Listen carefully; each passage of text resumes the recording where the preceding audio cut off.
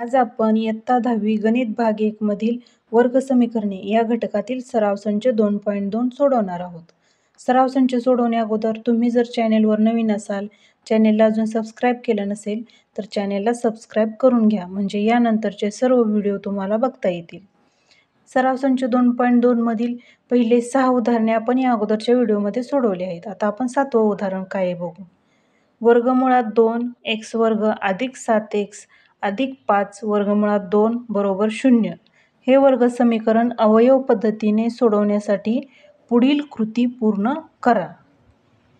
आपल्याला दिलेले हे वर्ग समीकरण अवयव पद्धतीने सोडवण्यासाठी कृती पूर्ण करायची आहे. वर्गमुळात 2 x वर्ग अधिक चौकट आहे, त्यानंतर अधिकचं चिन्ह, त्यानंतर दुसरी चौकट, त्यानंतर अधिक 5 वर्गमुळात 2 बरोबर 0. आता या दोन चौकटी दिलेल्या आहेत, त्यामध्ये आपल्याला 7x ऐवजी काहीतरी लिहायचे. मग अवयव पद्धतीने समीकरणे सोडवण्यासाठी आपण वर्गपदाचा सहगुणक आणि स्थिरपद यांचा गुणाकार करतो. आता यामध्ये वर्गपदाचा सहगुणक वर्गमुळात 2 आहे आणि स्थिरपद 5 वर्गमुळात 2 आहे. आता यांचा गुणाकार करू. वर्गमुळात 2 गुणिले 5 वर्गमुळात 2 यांचा जर गुणाकार केला तर वर्गमुळात 2 गुणिले वर्गमुळात 2 यांचा गुणाकार येईल 2. मग 5 गुणिले 2 बरोबर 10 येईल. मग आता आपल्याला 10चे अवयव पाडावे लागतील. 10चे अवयव 1 गुणिले 10 हा पहिला अवयव पडेल. त्यानंतर 2 गुणिले 5 हा 10चा दुसरा अवयव पडेल. आता स्थिर पदाला अधिकचं चिन्ह आहे, म्हणजेच अवयवांची अशी जोडी शोधायची की ज्यांची बेरीज मधल्या पदा एवढी म्हणजेच 7 यायला पाहिजे. मग 2 आणि 5 ही जोडी येईल. मग 2 आणि 5 ही जर जोडी घेतली तर आपल्याला दोन चौकटी दिल्या आहेत, त्यामध्ये पहिल्या चौकटीत येईल 5x आणि दुसऱ्या चौकटीत येईल 2x. आता यानंतर पुढे वर्गमुळात 2 x वर्ग अधिक 5x यामध्ये आपल्याला सामाईक काढायचे. आता आपण x सामाईक काढला, त्यानंतर कंसात काय येईल?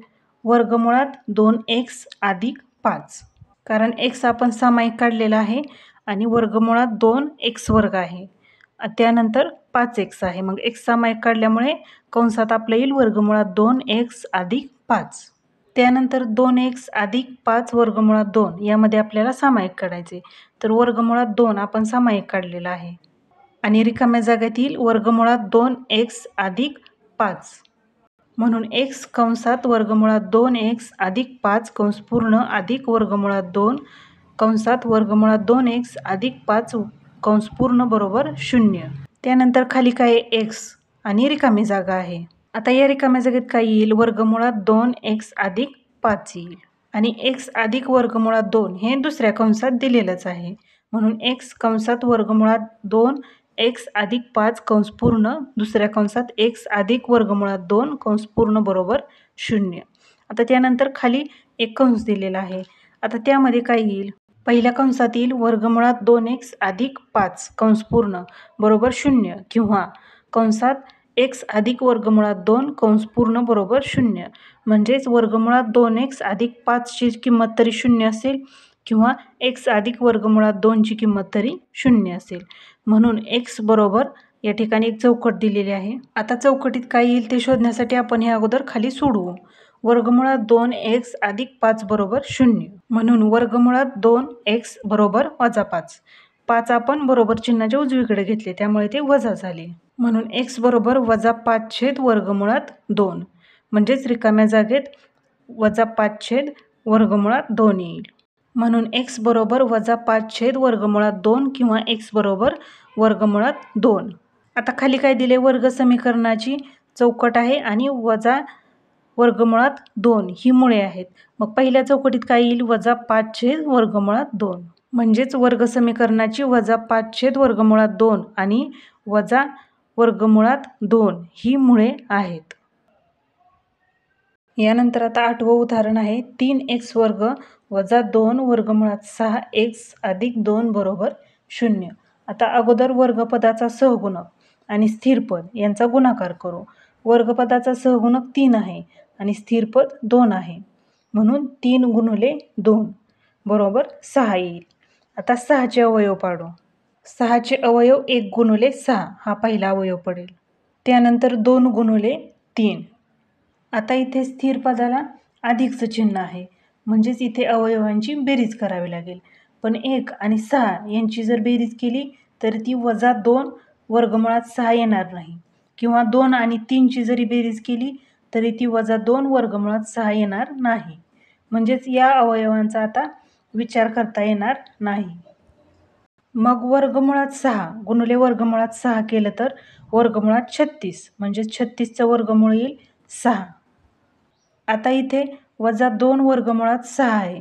मग वजा वर्गमुळात 6 वजा वर्गमुळात 6 बरोबर -2 वर्गमुळात 6 येईल. म्हणून 3x वर्ग वजा वर्गमुळात 6x वजा वर्गमुळात 6x अधिक 2 बरोबर 0. आता आपण अगोदर 3x वर्ग वजा वर्गमुळात 6x यांचा विचार करू. यामध्ये 3x वर्ग आपण वर्गमुळात 3 गुणिले वर्गमुळात 3x वर्ग असं लिहू आणि वजा वर्गमुळात 6x आपण वजा वर्गमुळात 3x गुणिले वर्गमुळात 2 असं लिहू.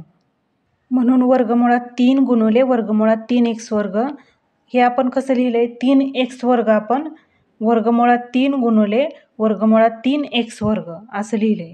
त्यानंतर आहे वजा वर्गमुळात 6x ते आपण वजा वर्गमुळात 3x गुणिले वर्गमुळात 2 लिहिलंय. त्यानंतर वजाचं चिन्ह वर्गमुळात 6x आपण कसं लिहिणार वर्गमुळात 3x गुणिले वर्गमुळात 2. त्यानंतर अधिकचं चिन्ह आणि नंतर आहे 2. 2 कसं लिहिणार वर्गमुळात 2 गुणिले वर्गमुळात 2 बरोबर 0. आता 3x आपण वर्गमुळात 3 गुणिले वर्गमुळात 3x वर्ग लिहिलंय. त्यानंतर आहे वजा वर्गमुळात 6x ते कसं लिहिलंय आपण वजा वर्गमुळात 3x गुणिले वर्गमुळात 2. त्यानंतर आहे वर्गमुळात 6x ते लिहिलंय आपण वर्गमुळात 3x गुणिले वर्गमुळात 2 आणि त्यानंतर आहे अधिक 2 ते आपण लिहिलंय वर्गमुळात 2 गुणिले वर्गमुळात 2 बरोबर 0. आता यातून सामाईक काढू. वर्गमुळात 3 गुणिले वर्गमुळात 3x वर्ग वजा वर्गमुळात 3x गुणिले वर्गमुळात 2 यामधून सामाईक काय निघेल वर्गमुळात 3x. त्यानंतर जे सामाईक नाही ते कंसात येईल कंसात वर्गमुळात 3x वजा वर्गमुळात 2 कंस पूर्ण. त्यानंतर वजाचं चिन्ह. त्यानंतर आता वर्गमुळात 3x गुणिले वर्गमुळात 2 अधिक वर्गमुळात 2 गुणिले वर्गमुळात 2 यातून सामाईक काढावं लागेल. तर यातून वर्गमुळात 2 सामाईक निघेल. वर्गमुळात 2 सामाईक काढल्यानंतर कंसात येईल वर्गमुळात 3x वजा वर्गमुळात 2 कंस पूर्ण बरोबर 0. आता आपल्या दोन्ही कंसात समानच आलेले आहेत. मग त्यातील एक कंस आपण लिहून घेऊ वर्गमुळात 3x वजा वर्गमुळात 2 आणि शिल्लक जे राहिलेलं आहे वर्गमुळात 3x वजा वर्गमुळात 2 ते आपण दुसऱ्या कंसात लिहिलं आणि बरोबर 0. म्हणजेच वर्गमुळात 3x वजा वर्गमुळात 2 बरोबर 0 किंवा वर्गमुळात 3x वजा वर्गमुळात 2 बरोबर 0. आता वजा वर्गमुळात 2 आपण बरोबर चिन्हाच्या उजवीकडे घेऊ म्हणजे ते अधिक होतील. म्हणून वर्गमुळात 3x बरोबर वर्गमुळात 2 किंवा वर्गमुळात 3x बरोबर वर्गमुळात 2. म्हणून x बरोबर वर्गमुळात 2 छेद वर्गमुळात 3 किंवा x बरोबर वर्गमुळात 2 छेद वर्गमुळात 3. म्हणून या वर्ग समीकरणाची मुळे वर्गमुळात 2 छेद वर्गमुळात 3 आणि वर्गमुळात 2 छेद वर्गमुळात 3 अशी समान आहेत. यानंतर 9वं उदाहरण आहे 2m कंसात m वजा 24 कंस पूर्ण बरोबर 50. आता अगोदर कंसाला गुणून घेऊ. 2m गुणिले m 2m वर्ग होईल. त्यानंतर 2m गुणिले वजा 24 वजा 48m होईल बरोबर 50. आता 50 आपण डाव्या बाजूला घेऊ. म्हणून 2m वर्ग वजा 48m वजा 50 बरोबर 0. आता इथे समीकरणाच्या प्रत्येक पदाला आपण 2 ने भागू.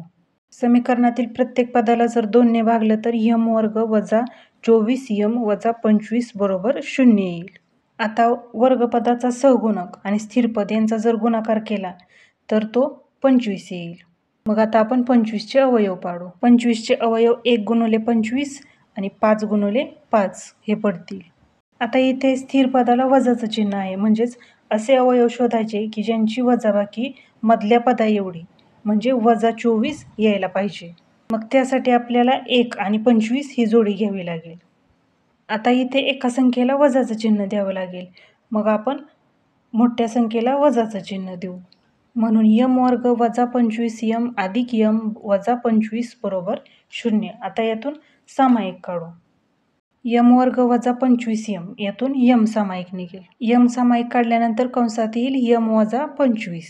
त्यानंतर अधिकचं चिन्ह. आता यम वजा 25 यातून काहीच सामायिक निघणार नाही. मग ज्यावेळेस काहीच सामायिक निघत नाही त्यावेळेस एक सामायिक काढायचा. म्हणून 1 अधिक 1 कंसात यम वजा 25 कंस पूर्ण बरोबर 0. आता आपले दोन्ही कंस समान आले यम वजा 25. मग दोन्हीपैकी आपण एकच घेऊ आणि जे सामायिक काढले होते ते दुसऱ्या कंसात घेऊ यम अधिक 1.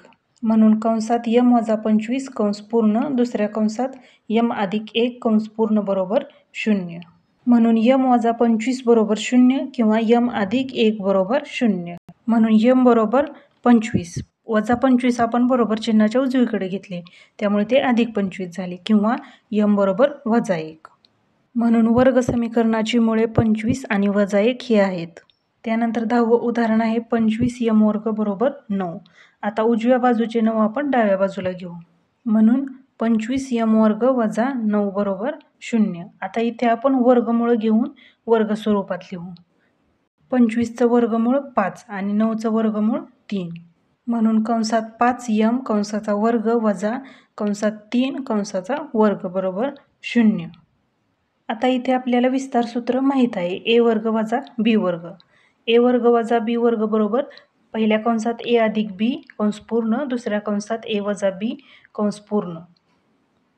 त्याचप्रमाणे म्हणून पहिल्या कंसात 5 यम अधिक 3 कंस पूर्ण दुसऱ्या कंसात 5 यम वजा 3 कंस पूर्ण बरोबर 0. म्हणून 5 यम अधिक 3 बरोबर 0 किंवा 5 यम वजा 3 बरोबर 0. म्हणून 5 यम बरोबर वजा 3. 3 आपण बरोबर चिन्हाच्या उजवीकडे घेतले त्यामुळे ते वजा झाले किंवा 5 यम बरोबर 3.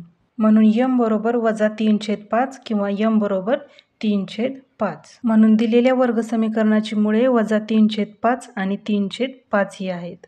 यानंतर 11वं उदाहरण आहे 7 यम वर्ग बरोबर 21 यम. यामध्ये 21 यम आपण डाव्या बाजूला घेऊ. म्हणून 7 यम वर्ग वजा 21 यम बरोबर 0. आता यामध्ये 7ने 21ला भाग जाईल. मग 7 यम आपण सामायिक काढू. 7 यम सामायिक काढले तर 7 यम कंसात यम वजा 3 कंस पूर्ण बरोबर 0. म्हणून 7 यम बरोबर 0 किंवा यम वजा 3 बरोबर 0. म्हणून यम बरोबर 0 किंवा यम बरोबर 3. 0 भागिले 7 केलं तर 0च उत्तर येईल. म्हणून यम बरोबर 0 आणि वजा 3 आपण बरोबर चिन्हाच्या उजवीकडे घेतले त्यामुळे ते अधिक 3 झाले. म्हणून या वर्ग समीकरणाची 0 आणि 3 ही मुळे आहेत. यानंतर 12वं उदाहरण आहे यम वर्ग वजा 11 बरोबर 0. आपल्याला यमची किंमत काढायची. मग 11 आपण वर्गमूळ स्वरूपात लिहू आणि त्याचा वर्ग करू. म्हणून यम वर्ग वजा कंसात वर्गमुळात 11 कंस पूर्ण कंसाचा वर्ग बरोबर 0. आता या ठिकाणी ए वर्ग वजा बी वर्ग हे जर विस्तार सूत्र वापरलं तर पहिल्या कंसात ए अधिक बी कंस पूर्ण दुसऱ्या कंसात ए वजा बी. मग यानुसार पहिल्या कंसात यम अधिक वर्गमुळात 11 कंस पूर्ण दुसऱ्या कंसात यम वजा वर्गमुळात 11 कंस पूर्ण बरोबर 0. म्हणून यम अधिक वर्गमुळात 11 बरोबर 0 किंवा यम वजा वर्गमुळात 11 बरोबर 0. म्हणून यम बरोबर वजा वर्गमुळात 11 किंवा यम बरोबर वर्गमुळात 11.